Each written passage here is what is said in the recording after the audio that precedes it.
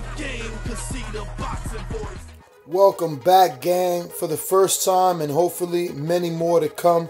Don't forget to subscribe to the YouTube channel and click on the notifications right here, this little bell, so you can get those emails every time we ThaBoxingvoice.com live here with Sadam Ali. Sadam, what's going on? Golden Boy, DAZN, when we see you back? Actually on this card right here. Okay, who are you going to be facing? No name yet. No name yet? Still waiting. Still to be determined. Yeah. So what's going on? Have you been shaking things up? Are you staying loose, or are you waiting for this announcement to actually start camp? I'm already in the gym. You know, I'm slowly getting to where I want to be. And still got to drop that weight though. So we're going back down to 47? Yeah. Okay. I mean, my last fight I was at 147. So. And how were you feeling? Felt good. Felt better. I didn't feel like the small guy, you know. So I haven't had the opportunity to talk to you since you won the title, lost to Jaime, but I did want to ask, why did you take that fight? Like, you won, you beat Miguel. You could have easily came back to 47 with that clout. Why fight this unknown guy? I had the world title. It's like, you could have vacated and moved down. Everyone knew you were in a junior middle. That's true. You're right. What did you see in him? You had to have seen something. But I was gonna fight Liam Smith. I was set to fight him. He pulled out last 2 weeks, so I had to make a decision that quick. Do you regret it? I do regret it because of the size difference. We didn't really look into that. I guess we were watching tapes and looking at the fighters that he's fighting. That's around the same size, but not realizing that he was heavy, you know. We didn't think about how much he would put on fight night. How much did he weigh officially that night? Or they didn't give you a fight in weigh-in day? Okay. They didn't, yeah. What did it feel like? You've been in there with, I mean, you sparred Daniel Jacobs once in the blue, so what did it feel like being in there with him fight night? At least he had at least 30 pounds on. Wow. Yeah.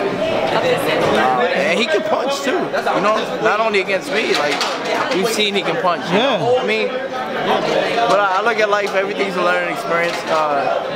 From there, I didn't want to wait. I also had Ramadan coming up, so when Liam Smith fell out, it was like they gave me. Tell me they at least gave you a bonus for taking on this unknown dude in 2 weeks' notice.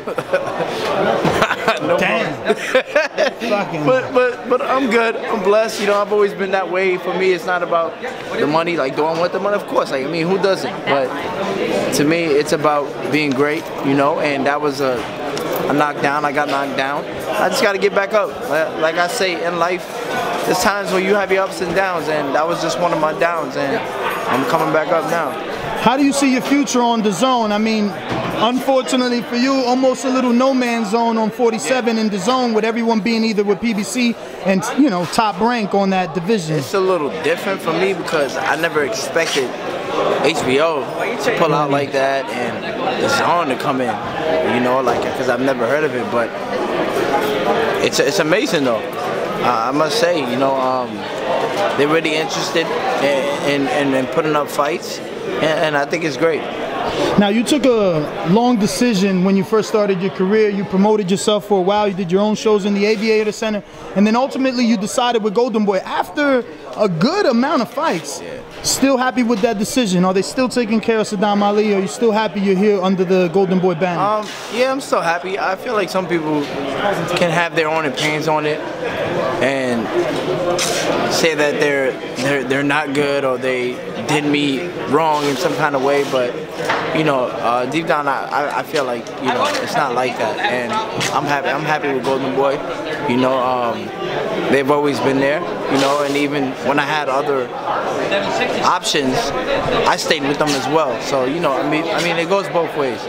All right, so on the DAZN side, I can see you getting Kell Brook if you can force him to come back to 47. Josh Kelly's an up-and-coming hot kid in the UK. Maybe too much of a novice for you. Maybe, you know, you feel like he's still got to make more of a name. Who else do you guys got over there?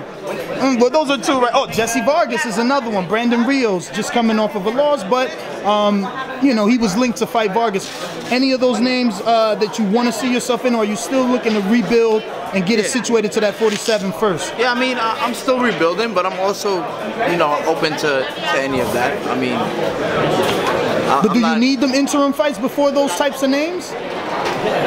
just to get that activity, or are you ready for those names? I feel like I just need my good training camp, stay focused, and I'll be ready, you know. But I mean, I'm not in no rush at the same time. I just move through life like whatever God has planned.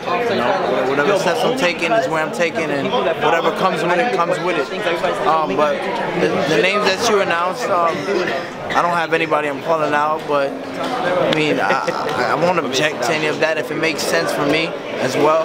Then yeah, we can do it. Enjoyed the video, feel free to hit the like, subscribe, and share. As always, if you want to support us to the next level, head over to the patreon.com/ThaBoxingVoice. We have tons of exclusive from Border Wars and title, betting shows, the list goes on and on and on.